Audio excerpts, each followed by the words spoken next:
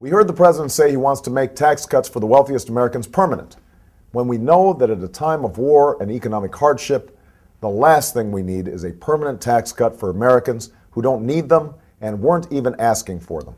He's absolutely right. The last thing you want to do is to raise taxes in the middle of a recession because that would just take more demand out of the economy and put businesses in a further hole. And we know it was George Bush's Washington that let the banks and financial institutions run amok and take our economy down this dangerous road.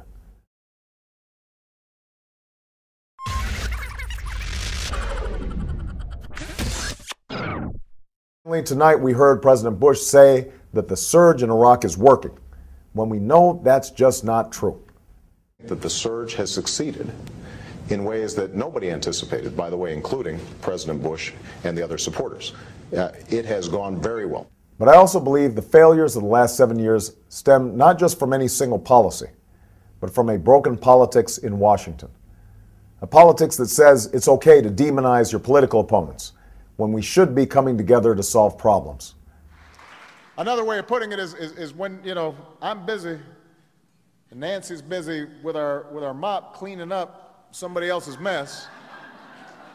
We don't want somebody sitting back saying, you're not holding the mop the right way. Why don't you grab a mop? Why don't you help clean up?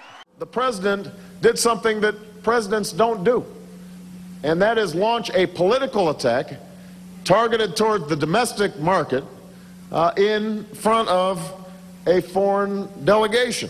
We are not standing on the brink of a recession because of forces out of our control. I think that's very important to understand. This was not an inevitable part of the business cycle. It was a failure of leadership in Washington. They're trying to fool you and trying to scare you, and they're not telling the truth. Won't do is return to the failed theories of the last 8 years that got us into this fix in the first place. A politics that accepts lobbyists as part of the system in Washington, instead of recognizing how much they're part of the problem. Your agenda's been my agenda in the United States Senate. Before debating health care, I talked to Andy Stern and SEIU members. Before immigration debates took place in Washington, I talked with Alcia Medina and SEIU members. Before the EFCA, I talked to SEIU. So we've worked together over these last few years, and I'm proud of what we've done. I'm just not satisfied, because I know how much more we could accomplish as partners in an Obama administration. Just imagine what we could do together. Just imagine what we could do together. Imagine having a president whose life work was your work.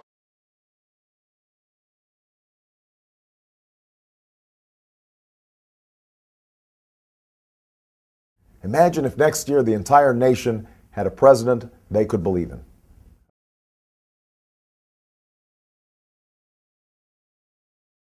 I'm an American veteran, and I'm one of your middle-class Americans. And quite frankly, I'm exhausted. I'm exhausted of defending you, defending your administration, defending the mantle of change that I voted for, and deeply disappointed with where we are right now.